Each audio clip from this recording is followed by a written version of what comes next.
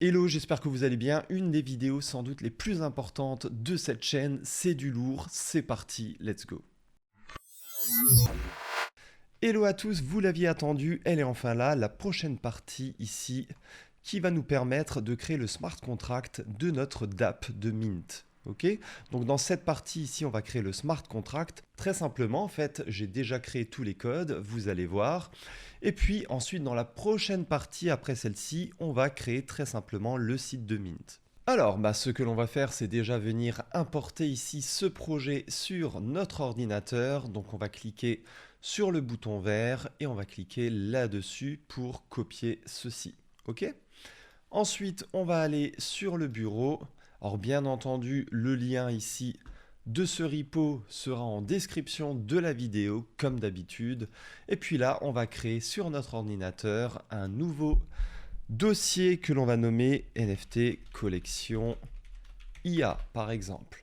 Je vais venir ouvrir ce dossier directement avec Visual Studio Code. Si vous n'avez pas ici Open with Code, vous lancez Visual Studio Code. Encore une fois, le lien de Visual Studio Code sera en description.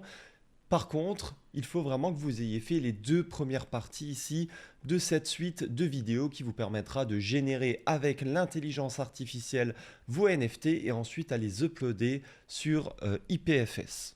Donc ici, je vais enlever ça, je vais juste faire File, Open Folder et ici, je vais ouvrir le dossier que je viens de créer.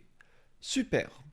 Donc ensuite, on va aller sur Terminal, New Terminal, et on va faire tout simplement un git clone. On va coller le lien que l'on vient de copier, espace, point. Et on appuie sur Entrée. Si ici, vous avez un message d'erreur du style Git n'est pas un terme, n'est pas une commande reconnue, alors je vous mets un lien en description. Il faut que vous installiez Git sur votre ordinateur. C'est fait en 10 secondes. OK ? Super, et puis là, ce qui va nous intéresser aujourd'hui, c'est le dossier backend. Alors là, on a différentes choses. J'ai créé un projet avec Ardat. On a aussi le plugin Ardat Deploy, qui est un plugin avancé pour faire des déploiements vraiment très propres de smart contracts avec Ardat. Donc c'est une façon très professionnelle ici de réaliser tout ce qui est déploiement des smart contracts. Mais avant tout, allons sur le smart contract et voyons un peu ce que l'on a ici. Or, vous pouvez changer si vous voulez l'auteur du smart contract. J'ai dit que c'est moi, vous pouvez le laisser si vous voulez. On a différentes librairies. Il faut savoir que ici, le smart contract se base sur ERC 721A. Donc, le plus intéressant lorsque l'on utilise ERC 721A, c'est de permettre le mint de plusieurs NFT d'un coup à l'utilisateur. Sinon, ERC 721A perd complètement de son intérêt. Ok, donc vous allez permettre à un utilisateur de minter 2, 3, 4, 5 NFT ici d'un coup. Alors ici, c'est plutôt dans le cadre des tests. J'ai mis que le nombre total de NFT de ma collection était de 10. Si vous avez 500 NFT dans votre collection, vous mettrez ici, bien entendu, 500. Moi, pour l'exemple ici, je vais laisser tout simplement 10. Au niveau du prix, vous pouvez changer ça, par exemple 0.01 Ether sans souci ou 0.1 Ether aussi. Dans le cadre des tests que l'on va faire aujourd'hui, pour pas trop gâcher d'Ether de test éventuellement, je vous encourage à mettre un nombre assez petit. Bien entendu, si vous permettez le mint d'un NFT, là c'est vraiment le prix d'un NFT. Okay, donc si pour vous le prix de un NFT doit être de 0, je sais pas, 35, vous mettrez 0,35. Là, je vais laisser un nombre très petit dans le cadre de cette vidéo et des tests. Là, c'est ce que l'on appelle un timestamp. C'est le nombre de secondes écoulées depuis le 1er janvier 1970. Ici, ça permet de dire la date exacte à la seconde près du commencement du mint. Donc si vous regardez, donc vous allez aller sur le site timestamp.fr. Encore une fois, le lien, pas de souci, sera en description de la vidéo. Et si vous voulez que le mint commence en 2023, en mai, le 29, à 14h34, c'est exactement l'heure où ici j'enregistre cette vidéo, ben là vous avez le timestamp. Si vous voulez changer ça, vous dites oh bah ça doit commencer en juillet, allez le 31 juillet à je sais pas 15h pile. Au niveau des heures de mint, je vous conseille quand même toujours plutôt des heures de mint qui coïncident avec les différentes plages horaires. Moi, je pense vraiment que ici, commencer un mint entre 17h et 18h permet de rassembler l'entièreté des plages horaires, autant à tout ce qui est à l'ouest que à l'est. Ok? Donc ici, je vais copier ça et je vais le mettre dans mon smart contract. C'est voilà, quand j'aurai du coup déployé le smart contract, en fait le mint aura déjà éventuellement commencé. Bien entendu, le smart contract gère tout à fait que le mint n'est pas encore commencé. Et du coup, si quelqu'un essayera de minter, ben, ça ne marchera pas et on aura un message d'erreur qui dira ben, le mint n'a pas encore commencé.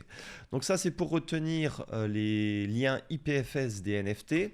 Ici, on a le nombre maximum de NFT par wallet. Donc ici, ben, moi, je vais mettre, par exemple, je vais laisser 3. D'accord? On aura ensuite le nom de la collection de NFT, donc je peux mettre Ben BK, et le symbole, ben, par exemple BBK. Bon, allez, pour le cadre de cette vidéo, je vais laisser name et symbole. Ici, on a vraiment la fonction de mint principale, et ici, je vous disais, regardez, là, ce qui est requis, c'est que le current time, c'est-à-dire le timestamp actuel, soit au-dessus ou égal de la date de commencement du mint. Sinon, ben, en effet, la sale, on va dire que la sale n'a pas encore commencé. Il faut aussi que le total supply plus la quantité de NFT que la personne veut minter en déclenchant la fonction. Alors, le total supply, c'est quoi? C'est le nombre de NFT qui ont été mintés dans la collection jusqu'ici. Donc le nombre de NFT qui ont été mintés dans la collection jusque-là, plus la quantité de NFT que la personne veut minter, soit inférieur ou égal au nombre total de NFT dans la collection. Ok, ça permet de ne pas dépasser le nombre de NFT dans la collection et de ne pas permettre à une personne de minter des NFT qui n'existent pas. Ensuite, il faut que l'argent que l'utilisateur donne à la fonction soit supérieur ou égal au prix d'un NFT fois la quantité qu'il veut minter. Il ne faut surtout pas oublier le fois quantity ici. Ok, donc ça permet vraiment de dire que si l'utilisateur n'a pas renseigné assez d'argent, alors ça ne fonctionnera pas et on arrête là, on lui dit qu'il doit renseigner assez d'argent. Et enfin, il faut que le nombre de NFT que l'utilisateur qui déclenche la fonction a déjà minté, ça peut être 0 s'il n'a pas encore minté de NFT, plus la quantité qu'il essaye de minter, soit inférieure ou égale au nombre de NFT maximum 3 par adresse. Ok ? Et si tout va bien, on met bien sûr à jour ici cette chose qui permet de définir le nombre de NFT qui ont été mintés par adresse et ensuite on fait un mint vers la personne qui déclenche la fonction, on lui fait le mint de la quantité, toutes les conditions sont respectées, c'est parfait. Donc tout est bien noté, tout est bien ici représenté, tout est très propre ici dans ce contrat intelligent. Ne vous inquiétez pas. Cependant, vous utilisez quand même un contrat intelligent qui n'est pas à vous. C'est quand même à vos risques et périls. Ok ?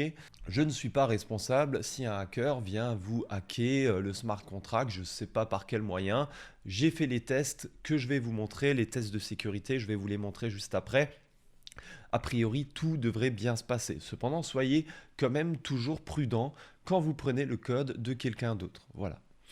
Ensuite, on a la fonction qui nous permet de récupérer le current time, donc le timestamp actuel. On a une fonction qui nous permet ici vraiment de récupérer pour chaque NFT ces métadonnées. Ça nous permettra d'afficher vraiment le NFT sur OpenSea par exemple, et aussi d'avoir accès au NFT pour l'utilisateur. C'est quand même pas mal, l'image, les métadonnées, le nom, la description, les différentes propriétés du NFT. On a le set basery. Alors ça, c'est une fonction que j'ai mis au cas où si votre lien IPFS venait à cracher. Bon, il faut savoir que si vous uploadez nouveau le même lien, enfin les mêmes informations, les mêmes images exactement, vous devriez réobtenir le même lien IPFS. Mais bon, sait-on jamais, donc j'ai mis ça, je vais vous montrer comment vous pouvez changer ça ici. On a le set sale start time qui permet quand même de changer la date de commencement de la sale même après. au cas où si vous avez eu un souci, si vous êtes en retard, si vous êtes un peu à la bourre, bah, vous pouvez toujours le décaler, hein, décaler cette date directement dans le contrat intelligent. Et ici, on a une fonction qu'il ne faut pas oublier, c'est la fonction qui vous permet d'être payé. Parce qu'en attendant, les personnes vont minter des NFT sur votre contrat intelligent, vous payez et les sous, hein, les Ethers de ces personnes vont être stockés sur le contrat intelligent. Donc il faut bien entendu une fonction qui va vous permettre de rapatrier ces gains, ok? Et ici, alors ça vous pouvez totalement enlever, c'est pas un souci. Qu'est-ce que c'est? C'est vous ici, vous me donnez, alors, comme dit, vous pouvez l'enlever tout à fait, il n'y a pas de souci. Vous me donnez 3% de vos ventes parce que je vous donne le smart contract déjà fait, je vais vous donner le site de Mint déjà entièrement fait. Donc en soi, si vous suivez le tuto, vous n'avez pas besoin de payer un dev. Voilà. Donc 3%, je trouve que c'est pas abusé. Ça supporte mon YouTube channel. Voilà, vous me dites si ça vous va ou pas en description, si vous trouvez ça abusé. Mais moi au moins, je vous le dis, il y a plein de créateurs de contenu qui auraient arrêté ici. Ok. Et bien entendu, vous avez la fonction de Release Duo. Je ne vais pas trop aller dessus, etc. Moi, je vais vous dire exactement ce que j'ai mis dedans. Et comment l'enlever. Si vous voulez l'enlever, vous faites ça. Voilà. Si vous voulez, effectivement, si vous êtes reconnaissant que je vous ai aidé, vous me donnez 3%, ce qui est vraiment pas grand-chose, vous le laissez. Voilà, c'est à vous de voir. Et bien entendu, les 97% qui restent sont entièrement à vous, au owner, à la personne qui va ici déployer le contrat intelligent. Allez, c'est parti, on y va. On va déployer le contrat intelligent déjà sur Goerli, une blockchain de test. Et dans une prochaine vidéo, j'aimerais bien vous montrer comment on déploie sur le mainnet. Alors, ça change vraiment pas grand-chose, hein. Il suffit de mettre mainnet à la place. Mais si ça vous intéresse, n'hésitez pas à me le dire. Cependant, ça coûte un peu d'argent que je n'ai pas forcément là tout de suite. Donc, si vous êtes intéressé par cela, n'hésitez pas à m'envoyer des petits Ethers, genre, je sais pas, au maximum, il me faudrait, je pense, 0,15 Ethers. Donc si vous êtes motivé, et si je vois que, alors là, je crois que j'ai déjà un peu d'argent dessus, mais bon, c'était d'un travail que j'avais réalisé, mais il y a de l'argent dessus, je crois qu'il y a l'équivalent de 200 $ dessus, mais cependant, si j'arrive à avoir l'équivalent de 400 $ en tout sur cette adresse, je ferai une vidéo dédiée sur le déploiement, sur le mainnet, quelque chose qui n'est pas encore, je crois, sur YouTube. Ok, let's go, on va déjà faire un... Alors là, il faut en fait qu'on soit dans le dossier backend. Parce que pour le moment, là, tout de suite, on n'est pas dans le dossier backend. Regardez au niveau du terminal, on est dans la NFT collection IA. Donc ici, on doit faire un CD backend pour aller ici vraiment dans le bon dossier. Je vais quand même agrandir un peu peut-être, voilà. Donc ensuite, ici, je vais faire un yarn install. Encore une fois, si vous avez Yarn, n'est pas reconnu, etc., je vous passe un lien dans la description pour installer Yarn. C'est vraiment très simple, ça vous prendra 30 secondes, 1 minute, allez maximum 5 minutes, et puis c'est fini. Ok, donc une fois que vous avez fini le Yarn install, on va ici aller sur le .end.example. Et c'est vraiment le fichier qui est le plus important. Alors, vous allez le renommer en faisant un clic droit, rename ou renommer en français. Voilà, .env, et on aura différentes choses à rentrer ici. En fait, il faut rentrer des liens pour se connecter à la blockchain afin de déployer ce contrat intelligent, votre clé privée, bien entendu. Or, je n'y aurai jamais accès, vous inquiétez pas, je n'y aurai vraiment jamais accès. Vous me faites confiance ou pas, mais voilà. Et la clé Etherscan, l'API key, qui va vous permettre ici de vérifier automatiquement le contrat intelligent parce que je vous ai fait une petite fonction. Alors le tout est créé en TypeScript, hein, c'est vraiment très propre. Je vous ai fait une fonction qui vous permet de vérifier automatiquement votre contrat intelligent. Donc au niveau du .env, on va déjà mettre le mainnet RPC URL. Vous allez me dire, mais qu'est-ce que c'est que ça? Alors on va aller sur Alchemy, vous allez vous enregistrer sur le site ici. Si vous avez déjà Ethereum Mainnet, normalement, en vous inscrivant, vous allez le garder. Quand en fait vous allez vous inscrire, vous mettez ce qui vous indique différentes choses, vous choisissez Ethereum, ok? Alors bien sûr, si vous voulez faire du Polygon, on verra ça dans une prochaine vidéo, Polygon. C'est pas plus compliqué. Et ensuite, vous allez aussi créer quelque chose pour Goerli, pour les tests. Et là, vous cliquez sur Ethereum Goerli, Create App. Donc ça va vraiment vous permettre de vous connecter à des nœuds afin de déployer très simplement votre contrat intelligent et que les gens ensuite puissent vraiment interagir avec. Quelque chose d'important, si vous lancez vraiment votre contrat intelligent en ligne, il vous faudra sans doute prendre un abonnement au moins d'un mois, juste le temps de faire le mint. Un abonnement payant, ça coûtera à mon avis une centaine d'euros. Ok, ça devrait suffire même s'il y a quand même pas mal de hype à votre projet. Je ne parle pas d'une hype monstre comme Bored API Club, où là vous allez vous faire 20 millions en un coup, et puis là ça coûtera peut-être plutôt 2000, 5000 euros, hein, et encore, bon, peut-être un peu moins quand même. Ok. Donc ici, vous allez cliquer sur View Key, vous copiez ici ça et vous cachez ça et vous le montrez à personne. Moi, je ne vous le montrerai pas non plus dans la vidéo, ok? Donc je vais mettre une petite cache dessus. On retourne sur Visual Studio Code et on met ici ce que l'on vient de copier. On colle du coup ce que l'on vient de copier.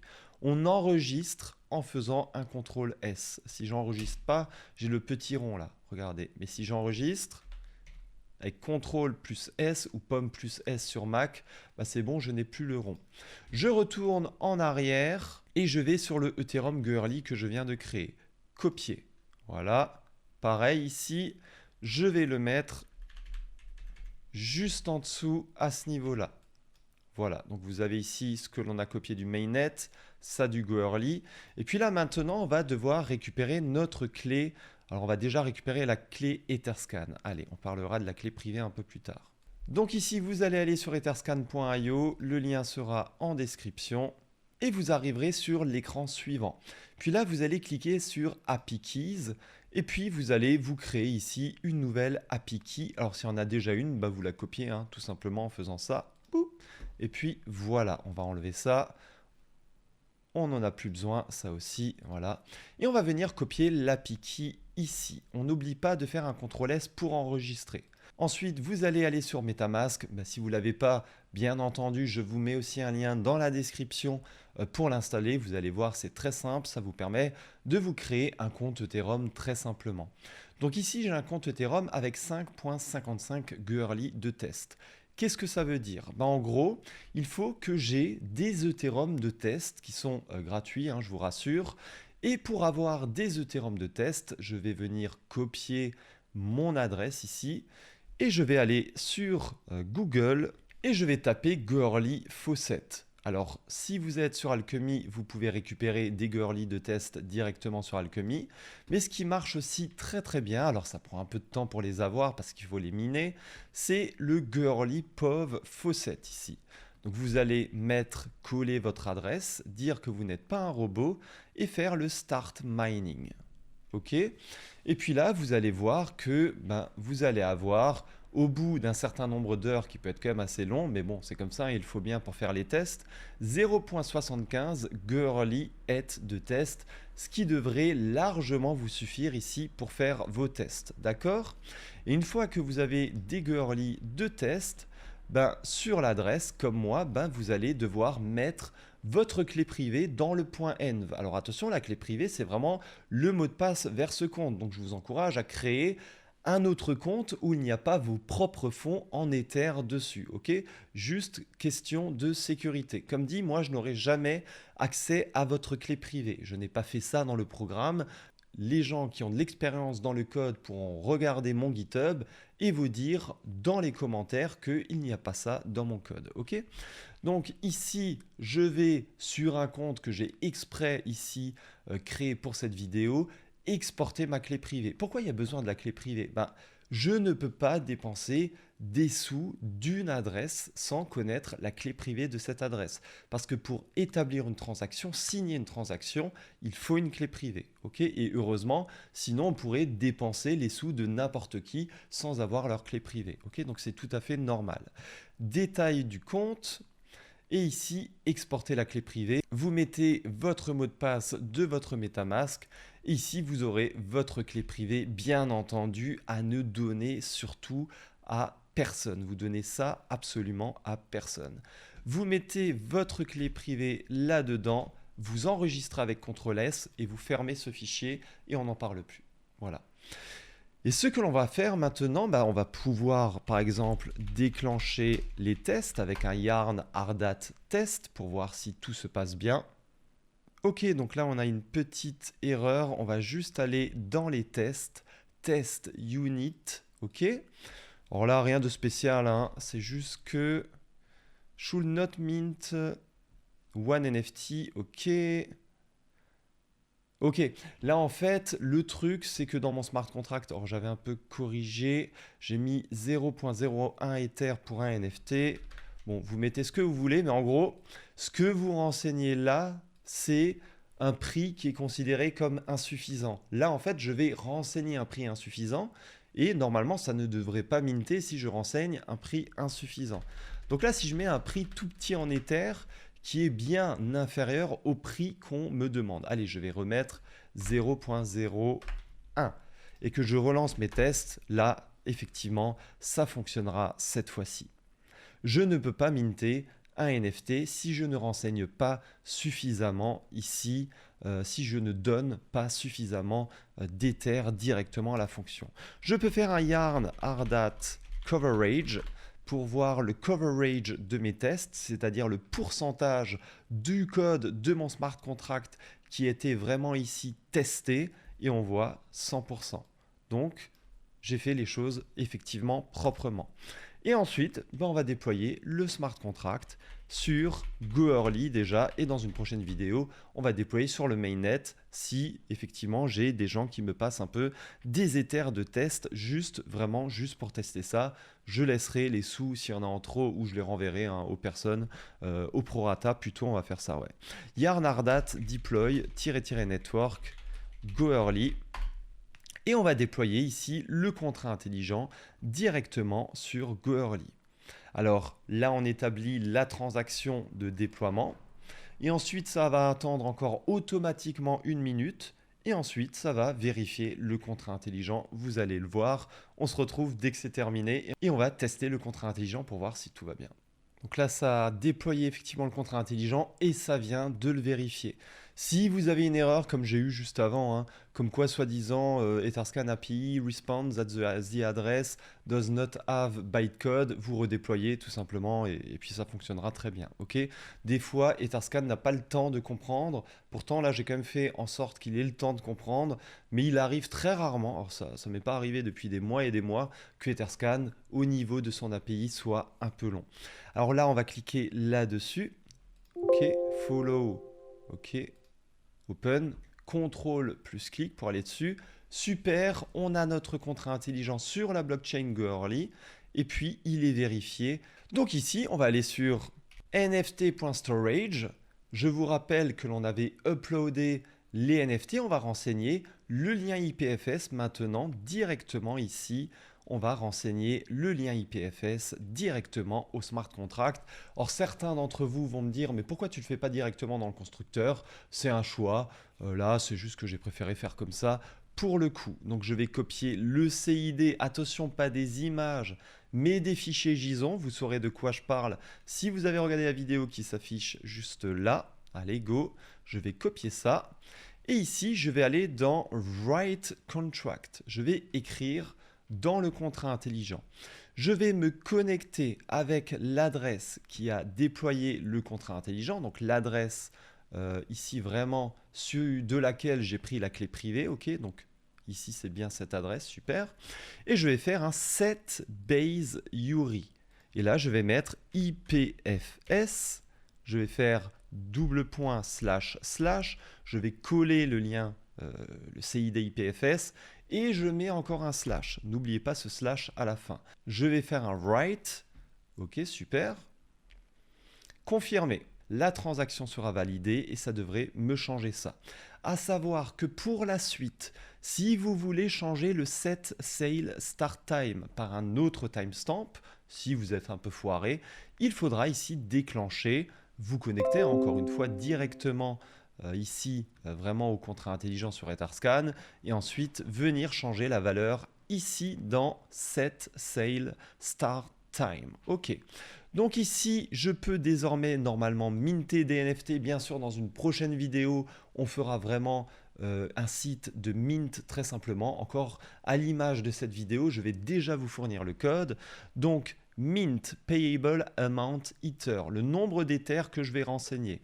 Or là, sur mon contrat intelligent, on va revenir dessus, mais c'est 0.01 ether par NFT. Donc ici, je vais mettre 0.03 parce que je vais vouloir en minter 3.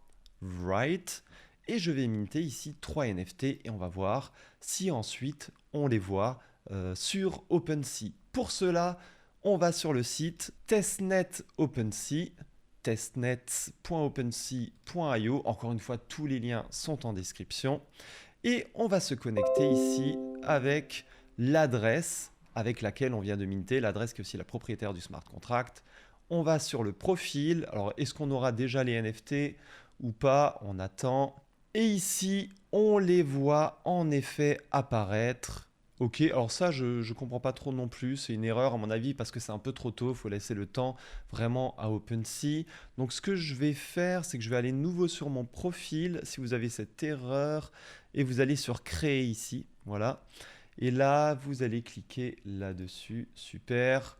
Et ici, regardez, on voit ma collection de NFT, mes différents NFT qui ont été mintés directement via le contrat intelligent. L'image va apparaître, vous inquiétez pas, c'est une question de secondes. 3, même pas 3, 2, 1, j'ai même pas eu le temps. Voilà, c'est là. Et ensuite, propriété de You, c'est le nom de la collection. On peut aller sur le nom de la collection. Et ici, puisque je suis le propriétaire de cette collection, je peux modifier la collection. Ok, j'ai juste besoin de signer pour qu'on soit bien sûr que c'est moi.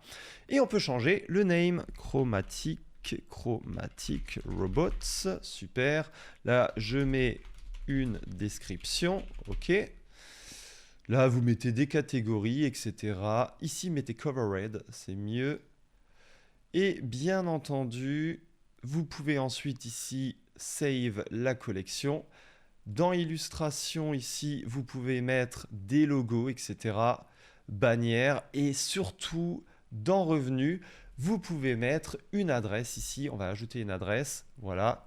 Et je vais me mettre 5% de royalties. Vous cliquez sur Save Collection et désormais, tous les gens qui vont s'échanger vos NFT, à chaque fois qu'il y aura un achat, etc., vous allez toucher, vous, 5%. Ok? J'espère que cette vidéo vous aura plu. J'aimerais vraiment, s'il vous plaît, faites en sorte que ici, je puisse faire ce tuto sur le mainnet. Donc, regardez l'adresse dès qu'il y a 400 $, arrêtez par contre. Mais globalement, sur mon adresse, je vais vous dire quand même, alors c'est l'adresse qui est ici, directement là, voilà. Je vais la copier et je vais aller juste sur Etherscan. Alors pour le moment, j'enregistre la vidéo, donc forcément personne m'a donné de l'argent, donc c'est de l'argent à moi que j'ai pas trop envie de dépenser.